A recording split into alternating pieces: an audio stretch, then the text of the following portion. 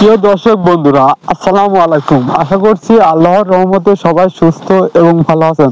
তো প্রিয় দর্শক বন্ধুরা, আপনাদের সঙ্গে কিছু কথা বলবো। হয়তো কথাগুলো শোনার পর অনেক ভাইজানেরই খারাপ লাগবে। তারা আমাকে হয়তো কমেন্টে অনেক কথা বলতে পারেন, বাট সত্য বলা মহাতের কাজ।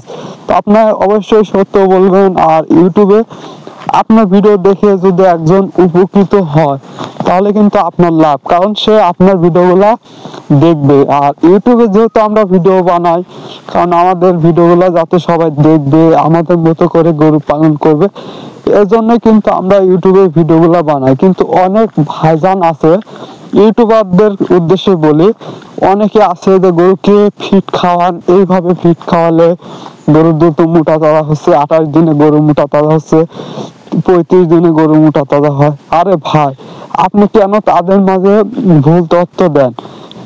আপনার একটি ভুলে কিন্তু একজন প্রান্তিক খামারি, নতুন খামারি অনেক আশা নিয়ে খামার শুরু করে, সেই ক্ষেত্রে তার খামারটি বন্ধ হয়ে যায়।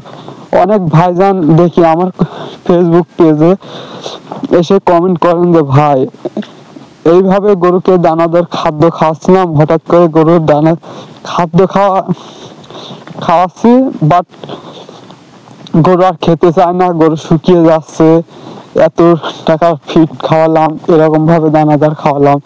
তো তাদেরকে বলবো, ভাই আপনারা আগে নিজেকে তৈরি করেন যে আপনি আসলে খামারে কতটুকু সফল হবেন, সেই বিষয়ে আগে নিজেকে দক্ষ করতে হবে।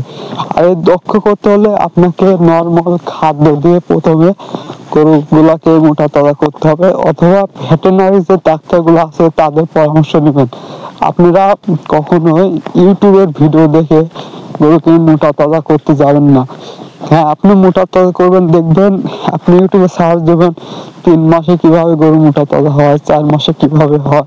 আপনি শর্ট টাইমের জন্য 28 দিন, অনেকে বলে 35 দিনে গরু মোটা তাজা, এই ভিডিওগুলো অবশ্যই আপনারা দেখবেন না, কারণ এইগুলা দেখার পরে আপনারা অনেক ক্ষতিগ্রস্ত হন। তো বিষয়গুলা যেহেতু তুলে ধরবো, তো তার আগে একটি ছোট রিকোয়েস্ট, আপনি যদি আমার চ্যানেলে নতুন হয়ে থাকেন অবশ্যই চ্যানেলটি সাবস্ক্রাইব করবেন এবং ভিডিওটি অনুগ্রহপূর্বক আপনার ভাই অথবা বন্ধুদের মাঝে শেয়ার করে দিবেন, যাতে তারা এরকম ভুল কাজ না করে। তো গরুকে কখনো ব্রয়লার ফিড খাওয়াতে যাবেন না। হ্যাঁ, খাওয়াবেন কোন ব্রয়লার ফিড, সেটা অ্যান্টিবায়োটিক অথবা হরমোন মুক্ত। আপনাকে যদি বলা হয় যে এই অ্যান্টিবায়োটিক খালে তোমার মৃত্যু যখন সমস্যা হবে, তাহলে কি তুমি সেই অ্যান্টিবায়োটিক খাবে? অবশ্যই খাবে না। সেজন্য অবশ্যই সতর্ক থাকতে হবে এবং নিজেকে আগে তৈরি করে নিতে হবে, তারপরে আপনি